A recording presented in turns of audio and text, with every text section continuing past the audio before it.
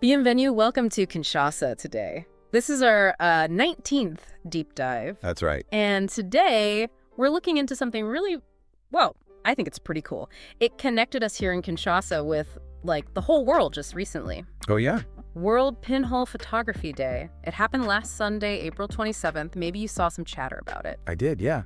Actually, I saw that piece in ACP, I think it was on the 29th, talking about how it was marked right here in Kinshasa. Exactly. That's what got us thinking. It's fascinating, isn't it? Such a, well, simple-seeming way to take photos. Totally. So that's our mission for this deep dive. Yeah. Really get into what pinhole photography actually is. You know, why are people still excited about it? Why celebrate it globally? And how it connects back to the very start of capturing images. Yeah, let's uncover some cool stuff. So let's start right there, the basics. What is pinhole photography? Okay, so basically, picture a camera, but without a lens. No lens. Nope. Just a sealed box, could be anything really, with one tiny, tiny hole in it. That's the pinhole. Or stenope, as the ACP article mentioned. Stenope, right. And that little hole lets in just a bit of light. Over time, that light forms an image on, some light-sensitive stuff you put inside the box, like photographic paper. Wow, it sounds almost like magic. Just light through a hole, creating a picture. It kind of is. But it's also science that people figured out centuries ago. That Despedia source we looked at, it mentions even Aristotle knew about this effect. Aristotle? No way. Yeah. Way before cameras as we know them, the basic idea was understood. Light traveling in straight lines, making an inverted image through a small opening. That's pretty mind-blowing. And Emmanuel Ansaluli, the photography and design specialist from the ACP article, Right, him. he called it an ancienne époque nue technique here in the DRC. You know, old and not very well known. Mm-hmm. And he pointed out that it takes time. It's not instant like our phones. Yeah, he emphasized the time aspect. And that slowness, that patience. That's actually a big part of why it's still relevant, why people celebrate it. Okay, yeah, that makes sense. Which leads us right to the next question. We live in this world of instant digital photos, selfies, filters. Why celebrate this really old, slow method? What's the point of World Pinhole Photography Day? Well, Despedia laid out some really good objectives. First off, it's about promoting different ways of making photos, alternative methods. Getting away from just the phone camera. Exactly. It's sort of pushing back against everything being digital and instant. It makes you think more about light, about composition, maybe a deeper connection to making the image itself. Right, like stripping it back to the essentials. Totally. And it's also about popularizing handmade creativity, the fact you often build the camera yourself. Oh, yeah. From like boxes and stuff. Yeah, everyday things, cardboard boxes, tin cans. Imagine taking a photo with something you made yourself. There's a real satisfaction in that, I think. That is pretty cool. Definitely adds something. And doing that, building it, using it, it connects you directly to the origins of photography. Taking away the lens, the electronics. Yeah. You really understand the basic physics of it. I see. So it's educational too. Very much so. And lastly, it's just about inspiring people, artists, photographers, anyone really, to experiment, to see what you can create with these simple tools. Playing with limitations. Exactly. Despedia called it a celebration of creativity, patience, and visual experimentation. A chance to appreciate the whole process without relying on digital tech. That patience part is key, isn't it? So used to click, see? Yeah, totally.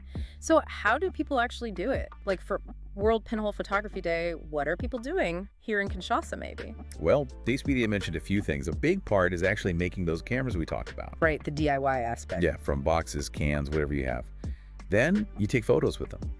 And lots of people upload their pictures to the official World Pinhole Day website. Oh, cool. So there's like a global gallery? Yeah, exactly. It shows what people are creating all over the world. Plus, there are often workshops, exhibitions happening locally. So people can learn how to do it together. And of course, social media. People share their shots using hashtag Pinhole Day. Creates a real buzz online, a kind of global community feel.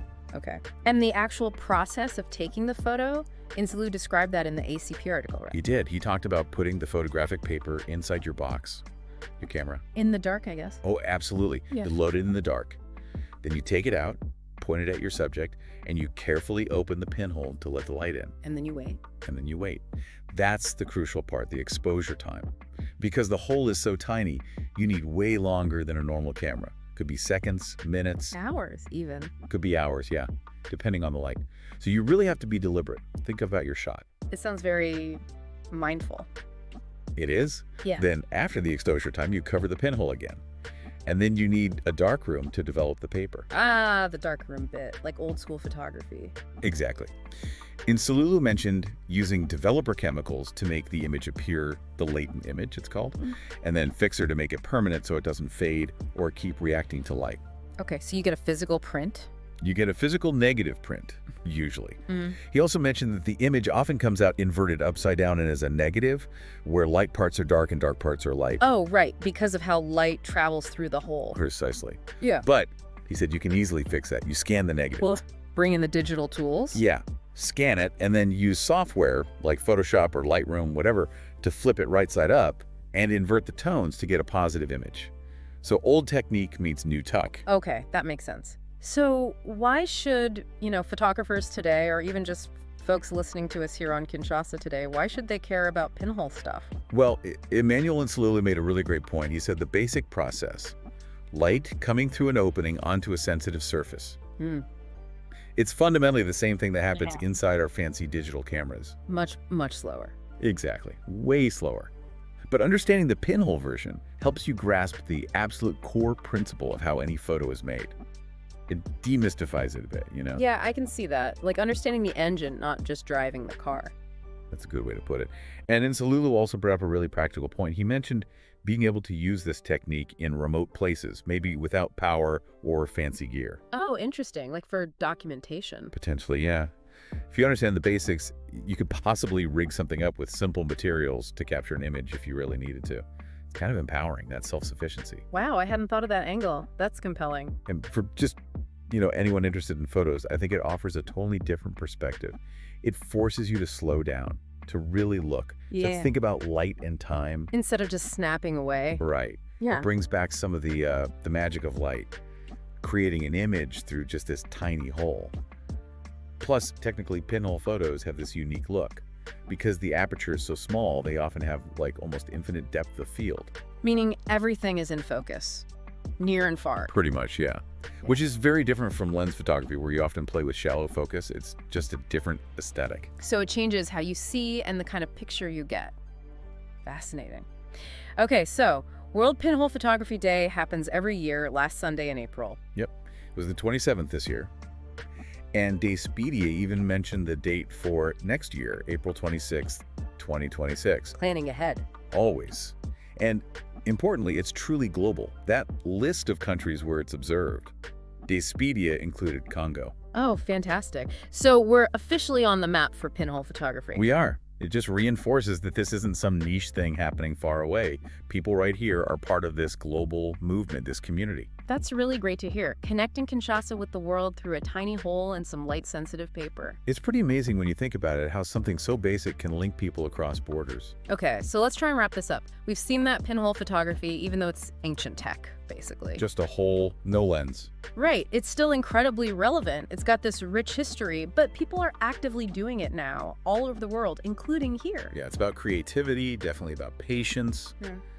getting back to the fundamentals, and connecting with this global community. It's about using simple stuff, being resourceful, and really appreciating how an image is actually made. That interplay of light and time. Exactly. It really gets you thinking, doesn't it? Like, have you ever just stopped and considered how a simple hole, a tiny pinprick, can capture the world? It's pretty profound. And it makes you wonder, what could you, listening right now, turn into a camera?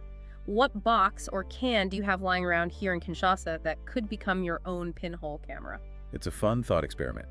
And if you are curious to see the results, definitely search online. Look for World Pinhole Photography Day or the hashtag Pinhole Day. Yeah, see what people have created. You'll find stuff from everywhere, maybe even spot some images made right here in the DRC. Definitely worth a look. Well, this has been a really illuminating deep dive, no pun intended, into the pinhole world. Thanks for exploring that with me. My pleasure. It was fascinating. We'll be back soon with another Kinshasa Today deep dive. So until then. A bientôt.